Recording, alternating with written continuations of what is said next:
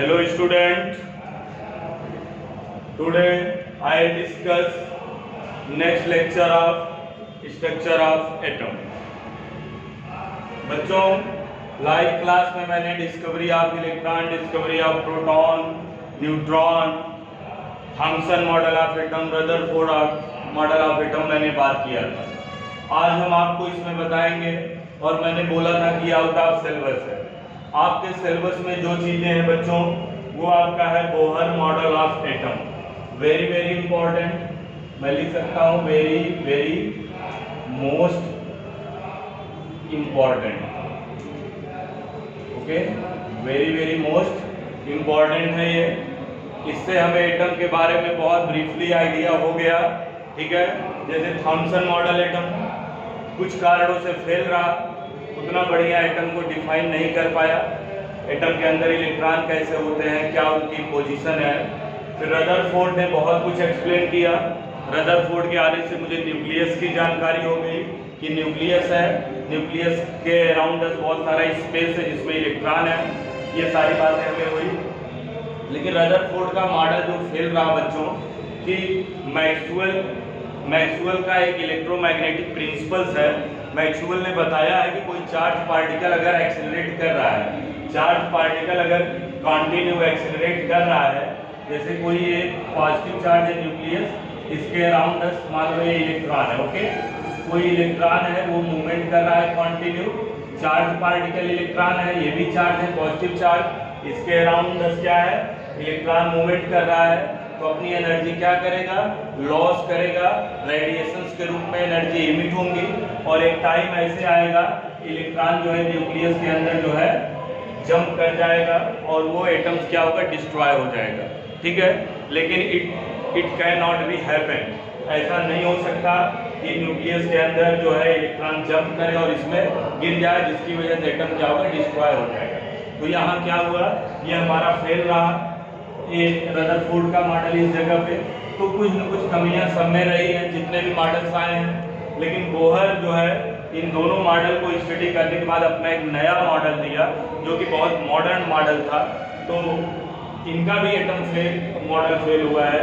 एक कॉन्सेप्ट रख लेना, बोहर का जो मॉडल था केवल 1 इलेक्ट्रॉन पर वैल्यू, बोहर का जो मॉडल था ओनली वैल्यू फॉर 1 इलेक्ट्रॉन। उन्होंने 1 इलेक्ट्रॉन के स्पेसिस पर स्टडी की है।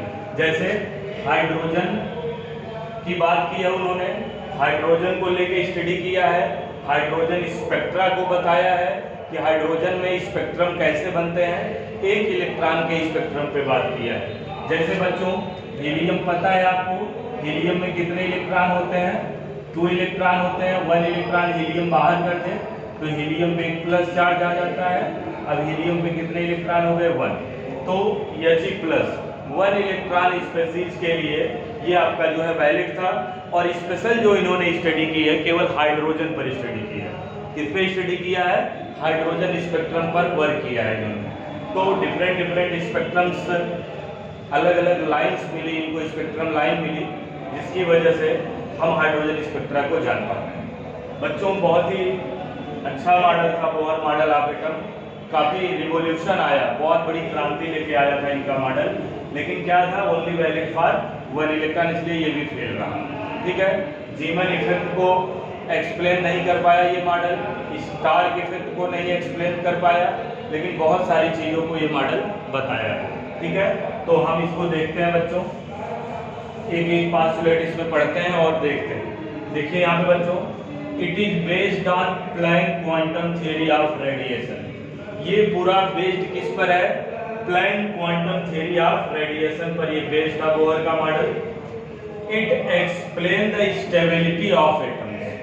बोहर ने स्टेबिलिटी ऑफ एटम को क्या किया, एक्सप्लेन किया, जो कि रदरफोर्ड ने भी स्टेबिलिटी ऑफ एटम को एक्सप्लेन नहीं किया था और थॉम्सन ने भी स्टेबिलिटी ऑफ एटम को एक्सप्लेन नहीं किया था।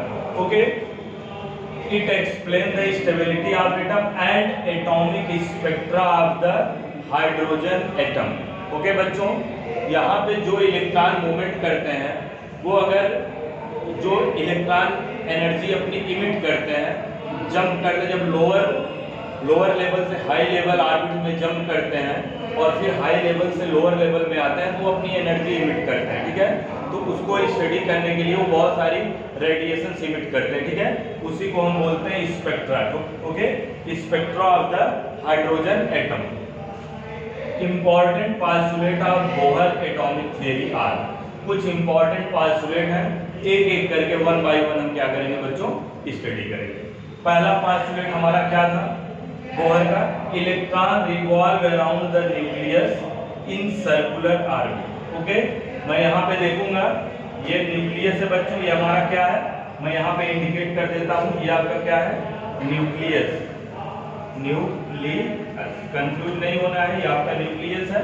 न्यूक्लियस में पॉजिटिव चार्ज कंटेन होता है और न्यूक्लियस के अंदर क्या प्रेजेंट होता है, प्रोटॉन और न्यूट्रॉन प्रेजेंट होते हैं न्यूक्लियस के अंदर, ओके।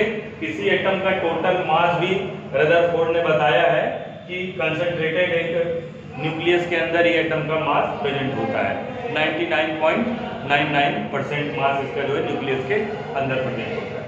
तो आगे बच्चों बात करेंगे, एक एक करके डिस्कशन कर रहे हैं हम। तो ये बच्चों क्या है, इलेक्ट्रॉन इसमें मूवमेंट कर रहा है, इलेक्ट्रॉन यहाँ ये सेल्स में क्या कर रहे हैं, इलेक्ट्रॉन का मूवमेंट हो रहा है, माइंड करिएगा। उन्होंने बताया कि electron revolve around the nucleus, nucleus के अराउंड क्या करते हैं, इलेक्ट्रॉन रिवॉल्व करते हैं, जनरल सी बात जानो बेटा। तो ये रिवॉल्व कर रहे हैं इलेक्ट्रॉन, ध्यान देखिएगा, और इनका ये ऑर्बिट है, ऑर्बिट में इलेक्ट्रॉन रिवॉल्व करते हैं, ठीक है। इसको हम क्या बोलते हैं, ऑर्बिट या ऑर्बिट बोलते हैं, ऑर्बिट्स बोल सकते हो, और सेल भी इसे ही बोलते हैं, क्या करते हैं, सेल बोलते हैं, सेल्स, या ऑर्बिट्स बोलो या सेल्स बोलो। ऑर्बिट्स में बच्चों सब ऑर्बिट्स होती हैं, ऑर्बिट के अंदर क्या होती है, सब ऑर्बिट्स होती हैं। सब ऑर्बिट मतलब सब सेल भी बोल सकते हो उसे, सब ऑर्बिट मींस SPDF। सब ऑर्बिट बढ़ने के साथ साथ कंटिन्यू एक एक सेल जैसे इंक्रीज करते हैं वैसे सब ऑर्बिट इंक्रीज करती है, सब ऑर्बिट जैसे जैसे इंक्रीज करती है वैसे सेल्स का भी साइज क्या करता है, इंक्रीज करता है। ये बात हो गई बच्चों, ये ऑर्बिट्स है, जिस रास्ते पर इलेक्ट्रॉन रिवॉल्व करता है उसे हम ऑर्बिट बोलते हैं। सेकंड पॉइंट है हमारा, the electron in an atom revolve around the nucleus only in those circular orbits which are associated with definite energy, okay। यहाँ पे देखिए, यहाँ पे इलेक्ट्रॉन रिवॉल्व कर रहा है, इलेक्ट्रॉन जिस पर्टिकुलर ऑर्बिट में रिवॉल्व करता है उसी की एनर्जी क्या करता है, वो एसोसिएट करता है, ठीक है। हर ऑर्बिट की अपनी एक पर्टिकुलर एनर्जी होती है। बोहर ने बताया बच्चों, सभी जितने भी एनर्जीज हैं सेल हैं, ये ऑर्बिट है, first second orbit, third orbit, fourth orbit, जितनी भी ऑर्बिट्स हैं सबकी अपनी क्या होती है, एनर्जी होती है, ठीक है। फिक्स एनर्जी होती है सभी ऑर्बिट्स की, ठीक है। उसी एनर्जी को क्या करता है, इलेक्ट्रॉन एसोसिएट करता है, only in those circular orbit which are associated with definite energy, these are called energy level. इसी को हम क्या बोलते हैं, एनर्जी लेवल बोलते हैं, ठीक है। इसी को एनर्जी लेवल बोलते हैं, first energy level, second energy level और थर्ड एनर्जी लेवल, ठीक है। These are called energy level, वो are stationary state, okay. Stationary state से आपका मतलब क्या है, स्टेशनरी स्टेट से मतलब है बच्चों, इससे नहीं कि इलेक्ट्रॉन हमारा फिक्स्ड है, ऐसा नहीं है, इलेक्ट्रॉन फिक्स्ड नहीं है। स्टेशनरी जो आया है बच्चों, इसका मतलब है इलेक्ट्रॉन अगर बच्चों के सेल में रिवॉल्व कर रहा है, के सेल में इलेक्ट्रॉन मूवमेंट कर रहा है तो इसकी एनर्जी क्या होगी, फिक्स होगी, ये अपनी एनर्जी चेंज नहीं करेगा। यल में कर रहा है जिसकी एनर्जी इस ऑर्बिट की क्या होगी, फिक्स होगी, इसका मतलब क्या है, एनर्जी फिक्स होने से मतलब है, ठीक है। आप कह सकते हो the word stationary does not mean that electron are stationary but it shows that the energy of electron revolving in a given orbit is fixed. Energy of electron, जो एनर्जी ऑफ इलेक्ट्रॉन है revolving given orbit क्या है, वो fixed है, ये बात आप याद रखिएगा। फिर आगे देखते हैं द डिफरेंट एनर्जी लेवल, जो डिफरेंट एनर्जी लेवल है, first level, second level, third level, एक एक लेवल है अलग अलग। तो डिफरेंट एनर्जी लेवल ऑर्बिट और सेल्स, जो एनर्जी लेवल उसको हम ऑर्बिट बोलते हैं या सेल्स बोलते हैं। आर नंबर उसको हम डिनोट करते हैं 1 2 3 से, ठीक है। आर डिजाइनेटेड एज KLMN, उसे हम जो है नाम देते हैं सेल का, K shell, L shell, M shell, okay. अगर फर्स्ट एनर्जी ऑर्बिट है, पहले सेल में इलेक्ट्रॉन प्रेजेंट है जिसे बोलेंगे k सेल, सेकंड में प्रेजेंट है जिसे l सेल नाम दिया गया है, थर्ड के लिए क्या नाम इंडिकेट किया गया है, m। ठीक है, जगह नहीं थी, हम आगे भी बना सकते हैं इसे ऐसे, kl ये m हो जाएगा, ये m बता n हो जाएगा, वो हो जाएगा, आगे आप सेल्स को क्या कर सकते हैं, बढ़ा सकते हैं। पॉइंट क्लियर हुआ? This is very important point है, ये आप नोट कर लीजिए पहले। ठीक है,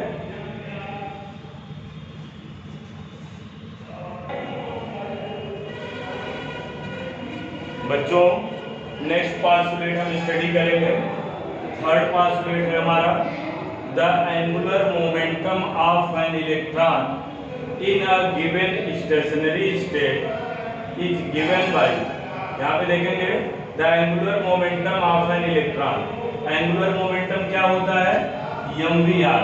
एंगुलर मोमेंटम क्या होता है, mvr। जैसे आप समझ सकते हो, यहाँ पे ध्यान से समझिएगा, जैसे ये आपका न्यूक्लियस है, इसके अराउंड इलेक्ट्रॉन मूवमेंट कर रहा है, ये इलेक्ट्रॉन। ठीक है, यहाँ से यहाँ तक ये क्या हो गया, रेडियस हो गया बच्चों। ये मान लो v वेलोसिटी, ओके, क्या है ये v वेलोसिटी से इलेक्ट्रॉन का मास क्या है बच्चों, m है। माना इलेक्ट्रॉन का मास m है, m मास का electron, mass of electron equal to m revolve around velocity of v, radius of nucleus and shell या ऑर्बिट। ऑर्बिट और न्यूक्लियस, इसमें इलेक्ट्रॉन मूव कर रहा है, उस ऑर्बिट से न्यूक्लियस की डिस्टेंस क्या है बेटा r है।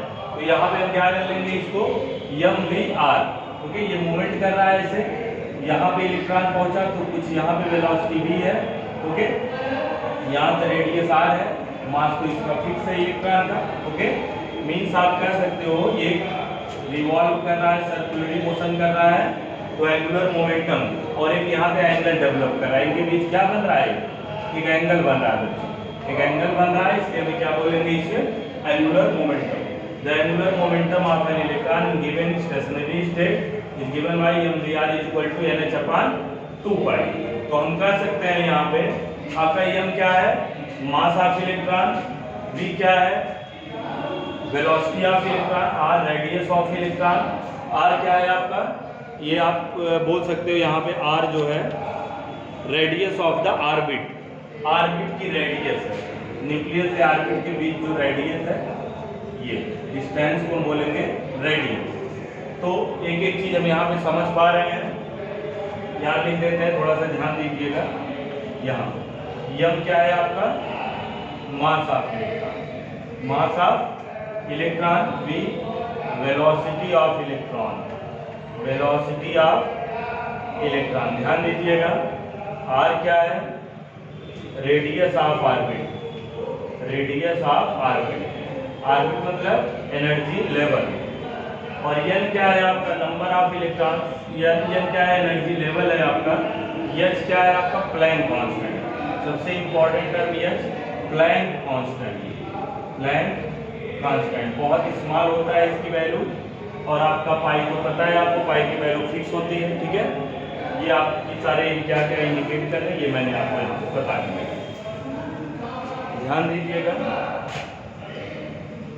mvr equal to nh/2π, n की वैल्यू 1 2 3, तो बोल सकते हो an electron can move only in those orbit for which the angular momentum is an integral multiple of h/2π। जो एंगुलर मोमेंटम होता है वो h/2π के इंटीग्रल मल्टीपल होता है। ठीक है, इंटीग्रल मल्टीपल ऑफ h/2π। ध्यान दीजिएगा, N electron can move only in those orbit, electron उसी ऑर्बिट में केवल मूव कर सकता है जिसका जो है angular momentum integral multiple h/2π के बराबर होता है। ठीक है, note the angular momentum of electron in atom is quantized. Quantized मतलब क्या होता है जान लो, क्वांटाइज्ड मतलब ये होता है किसी फिक्स एनर्जी लेवल जो है ऑर्बिट की, जिस एनर्जी की फिक्स ऑर्बिट में ही इलेक्ट्रॉन रहते हैं, फिक्स एनर्जी, जिस हर ऑर्बिट की अपनी फिक्स एनर्जी होती है, तो इलेक्ट्रॉन जो होता है उसी फिक्स एनर्जी वाले ऑर्बिट में रहता है। वो दूसरे